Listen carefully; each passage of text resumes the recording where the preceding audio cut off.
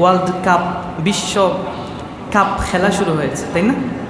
এই খেলার টাইমটা কখন শুরু হয়েছে?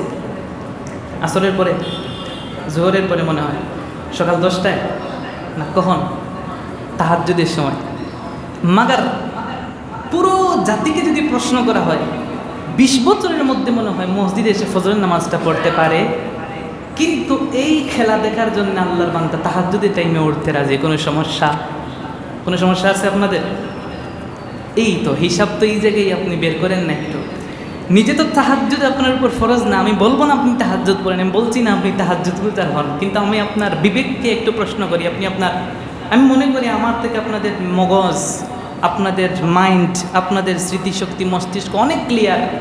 বলেন তো আপনি একটু নিজেকে একটু কোশ্চেন করেন, রাত 1:30, 2:30, 3টায় যদি আপনি উঠে সেই ইহুদি খ্রিস্টানদের খেলা, যে খেলা নিয়ে অনেক কথা, এগুলো আপনি দেখতে পারেন, কিন্তু এর 2-3 ঘন্টা পরে ফজরের নামাজটা আপনি পড়তে পারেন না।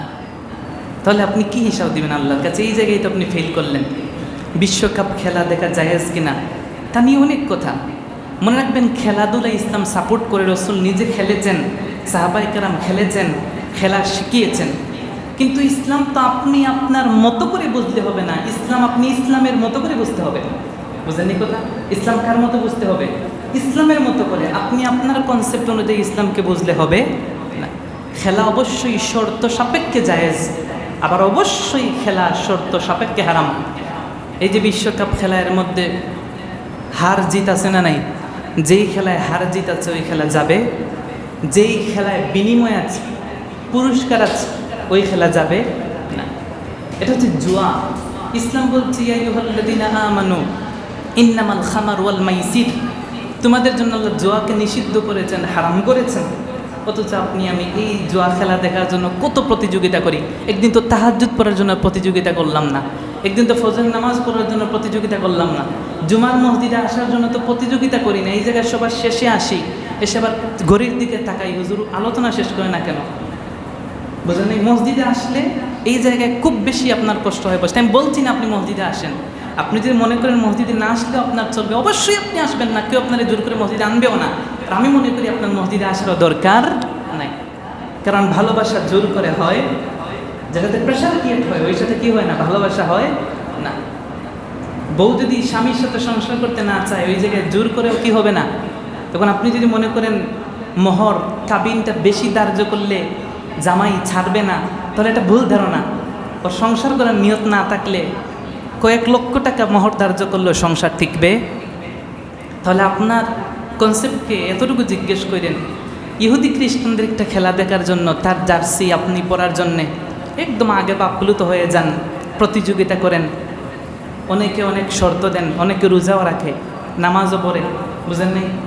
হার জিত, ওইটা জিতলে তোরা এইটা খাওয়াইমো, এইটা দেবো, এগুলো ইসলাম সাপোর্ট করে না। সাপোর্ট বাদ দেন, এগুলো আপনার সংস্কৃতির সাথেই তো যায় না, এগুলো আপনার লেবাস, আপনার পরিচয়, আপনার পরিবার ব্যাকগ্রাউন্ডের সাথে যায় না। কারণ আপনার বাপ মুসলমান, মা মুসলমান, যার কারণে আপনাকে আমি এতটুকু বলবো, আজকের জমা থেকে এতটুকু নিয়ে যান। এই যে খেলাধুলা অবশ্যই আপনি করবেন, ফুটবল খেলা অবশ্যই জায়েজ, কিন্তু মনে রাখবেন ফরজ তরক করে যে আমল করা হয় সে আমল জায়েজ নেই। আপনি ফুটবল খেলতে গিয়ে যদি হাঁটুর উপরে প্যান্ট পরেন, শর্ট প্যান্ট, হাফ প্যান্ট পরেন, আপনার চোখেরই তো আপনি থাকেন নাই। আপনি যদি নামাজের মুহূর্তে খেলেন, ওই খেলা তো আপনার জন্য কোনো উপকার বয়ে আনতে পারে না। আপনি নামাজের পরে খেলেন, আপনি অতিরিক্ত সময় খেলে যদি সময় নষ্ট করেন, ওই খেলা তো আপনার কোনো উপকারে আসছে না। যে বিভিন্ন কারণে, বিভিন্ন প্রেক্ষাপটে খেলা ইসলামে অবশ্যই জায়েজ, এক্সারসাইজ, ব্যায়াম, এগুলো ইসলামে অবশ্যই জায়েজ, তবে শর্ত সাপেক্ষে, আবার হারাম।